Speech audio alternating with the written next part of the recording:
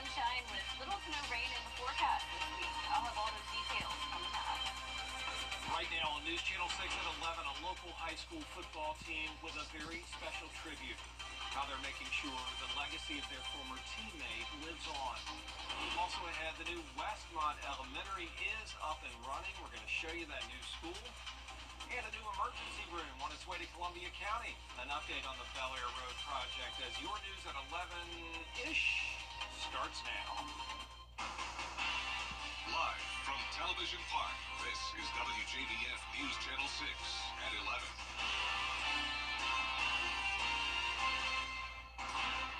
Hello, everybody. I'm Brad Means. We do appreciate you staying up late with us tonight. Coverage you can count on begins with a local school paying tribute to one of its own gone far too soon. Thomas Jefferson Academy honoring this student athlete in a special way. Graham Lee has the story. I've been coaching almost 25 years. This is the first time I've ever lost a player. And so I really didn't know what to do. Carter's death stays fresh on the minds of the Jaguar football team, but it's a tragedy that's brought them even closer together. I feel like after he passed away, we bonded more as a class for sure. And like with some of our buddies, we kind of got a lot closer, and especially as a team, we bonded. The team remembers number 53 as a leader on and off the field. That's why they decided it was only fitting for his number to be on every player's helmet for the 2024 season. It meant a lot to me as a friend and a teammate. You know, just a great guy. Do anything for you anytime, didn't matter where he was, what he was doing, he'd be there for you. We went to Renz Elementary School in kindergarten and first grade, and then he came over here before me, and then I came over here, and we've always just been friends, and he's just was the best person I knew. Carter's locker is empty, but the team's hearts are full of love for their friend, and the spirit for their fallen teammate is undeniable. We want to honor his memory, but we want to make sure that he's remembered. And I think it's that's one of the things you always worry about. We have a shadow box in the lunchroom, and you don't ever want that just to become, well, there's that guy. We want Carter's memory and the influence, the impact that he had on the lives of our students and on his family and on the community to last for forever. And that's what we're trying to do here. And the Jaguars going to honor Carter as well at their next game. His family's going to be there. Carter Gay, never forgotten.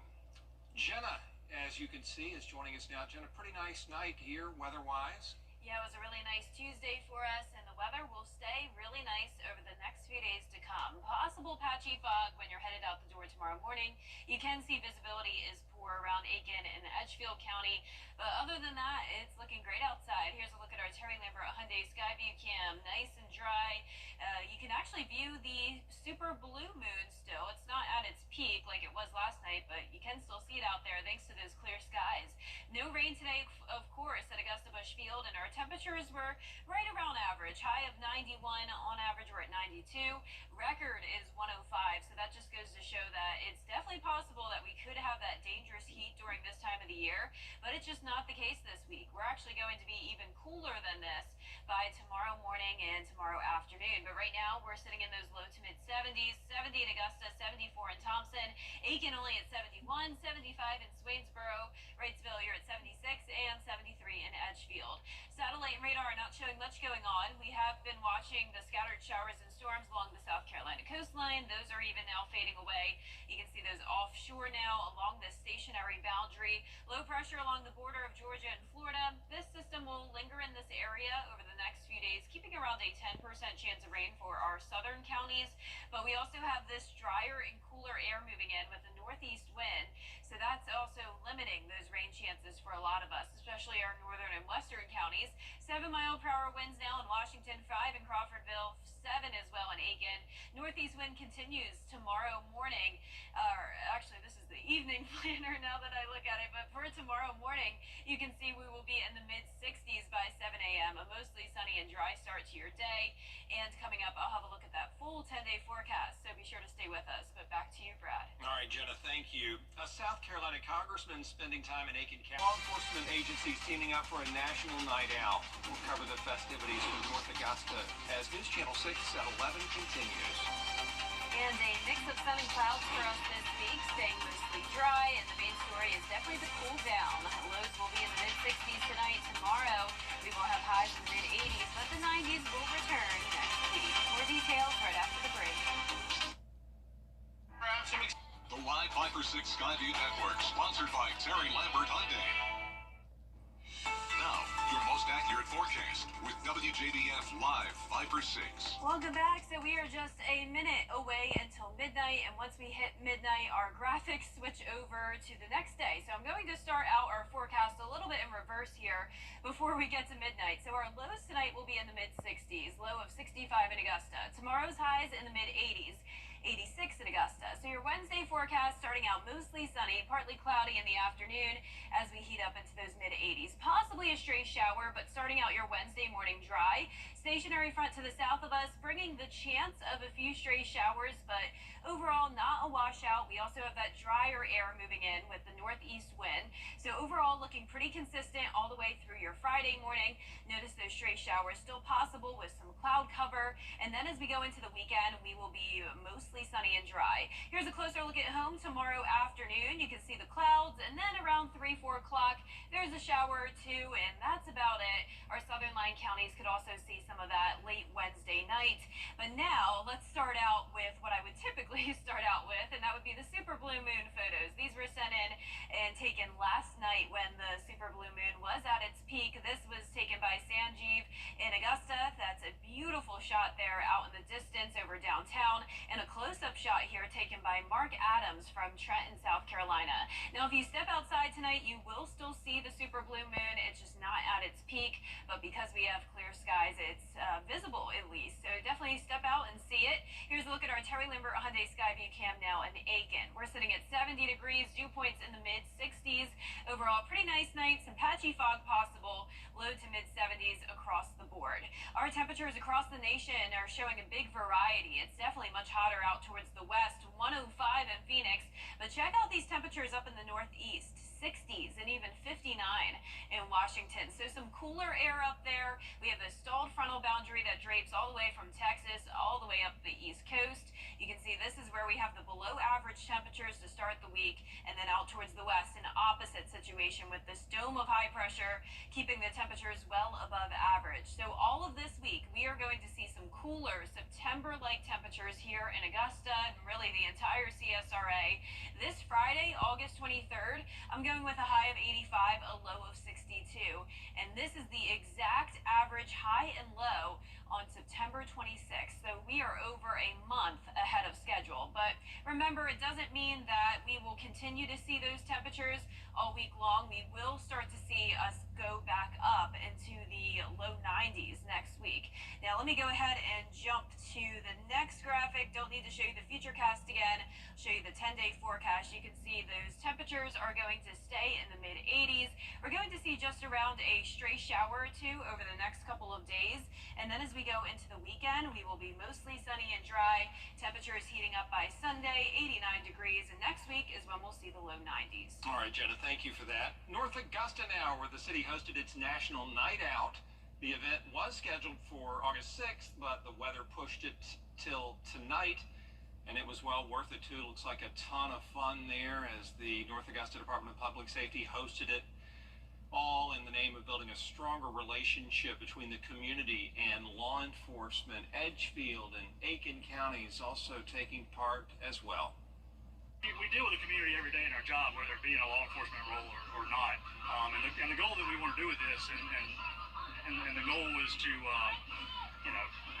is let people see us at a time where maybe it's not the worst time they've ever had. It's not a time where a loved one's passed away or their house got broken into or something like that. They come out, see us in a little bit more relaxed setting, and get to know that we're all just humans as well. The event is part of a nationwide initiative. Still ahead, a busy day and night at the Democratic National Convention. To go. Children First on News Channel 6 is sponsored by Bridgestone. The Live 5 for 6 mobile app. Download it today. Now, WJBF sports coverage you can count on. The Evans football team started their season with a huge win over Thompson, and now they're ready to keep that streak alive as they gear up for week 2. It was a thrilling game between the Knights and the Bulldogs, with Evans ultimately coming out on top 35-28. Head coach Barrett Davis spoke about how proud he is of the way that his team performed on Friday and the very interesting way that they found motivation before taking on a former state championship team. It was awesome. It was a great game, and we told our kids before the game we believed in them, and we believed that they were going to win the football game. That's the mindset we've had all week. We had a great week of practice, and we're just luckily it showed out on the scoreboard for us. And we told our kids, somebody's going to make a big play, you're going to make a mistake, but it's how you respond to it. And anytime they answer something, we answer right back. So I was really proud of them. Basically, what we did was all the predictions picked the other team. So we put that up in the locker room for a little motivation, and then afterwards we were able to rip that thing up because it's not true anymore. So. It is not true anymore. Next up for Evans is a matchup with Grovetown that starts at 7:30 p.m. on August 30th. It was announced on Tuesday that legendary coach Terry Holder will be inducted into the Georgia Sports Hall of Fame. Holder won 8 state baseball championships at Evans and Greenbrier, and in 1989 and 1990, the Knights won 61 straight games, setting a state record. He also coached at Thompson, where he led the Bulldogs to their first region title in 4 decades, and the field at Greenbrier is named for him. A huge congratulations to Coach Holder. The Georgia softball team announced on Tuesday that they have hired Carly Heath to be the new player development coordinator. Heath is from North Augusta, where she played for the Yellow Jackets before heading to college, first at South Carolina and then at Louisiana. A huge congratulations to Georgia's newest addition, Carly Heath. Well, with Austin Riley on the injured list due to his broken hand, the Atlanta Braves signed infielder Gio Urshela on Tuesday to fill the gap at third base. Urshela comes from Detroit, where he batted .243 with 5 home runs and 37 RBIs before he was released by the Tigers earlier this week. By adding Urshela to the lineup, the Braves debuted a very different lineup. Marcell Ozuna was able to give the Braves the lead in the 6th with a solo home run to deep center field, and Reynaldo Lopez got the start on the mound for Atlanta, putting on his first double-digit strikeout performance of the season with 10. Atlanta went on to take Game 1 over the Phillies 3-1, Game 2 on Wednesdays at 7:20. The Atlanta Falcons have decided to sit top draft pick Michael Penix Jr. for the remainder of preseason. Head coach Raheem Morris says Penix will not play in the final preseason game this Friday against Jacksonville, and he says he's seen enough of Penix in the first preseason game and in practice. He will participate in a scrimmage on Wednesday, but Morris has not played Kirk Cousins in the preseason, but he's expected to be ready to go for the season opener against Pittsburgh on September 8th. Meanwhile, at Georgia Southern, they know for sure who their QB1 is, and it's J.C. French. It was announced on Tuesday that after playing in 10 games last year, the redshirt sophomore will lead the Eagles this year, starting with their season opener on August 31st. That game's against Boise State. And finally, it is time to vote for your favorite Football Friday Night Player of the Week. This week's nominees are Lakeside's Ty Jones, Burke County's Amari Williams, Cross Creek's Cam Nixon, and Harlem's Giovanni Arroyo. The poll is on WJBF.com. You can head over there and vote once a day until Friday. The winner will be announced during our Football Friday Night show, so be sure to get your vote in as we pick our Football Friday Night Player of the Week. That does it for sports. At Hammond Hills Animal Hospital. The T-Rex World Championship races held over the weekend in Seattle, including this one for children, where they put on those T-Rex costumes and ran around the track, a horse track converted into that prehistoric playground. And they ran their hearts out, and the crowd loved it. Looks like a ton of fun all the way to the finish line, Jenna. Look at them go. I mean, yeah. Looks hard, looks fun, but really hard. And you and I have seen those T-Rexes at the fair. Those costumes are cumbersome. It's a good thing they didn't trip. Yeah, I know. I think you should try one on at the next fair. Definitely. And try to run with it. Count on it. Although a 10-day forecast shows partly cloudy skies, little to no rain, just a 10% chance. Main story is definitely the cooler temperatures. High of 86 tomorrow, low of 63 for your Thursday morning, 62 for Friday morning. Sunshine over the weekend, dry and heating up on Sunday to 89. Low 90s next week, so typical August heat will return with a 20% chance of rain. All right, Jenna, thanks a lot, and thank you all for staying up with us. Have a great night.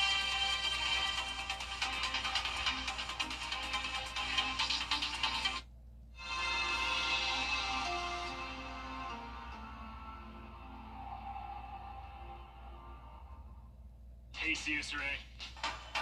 Everybody has a Labor Day sale So why is Weinberger's any different? because we have tons of quality Weinberger furniture at low, low prices. That's right. I bought a lot of extra inventory this summer, and it needs to go at any price.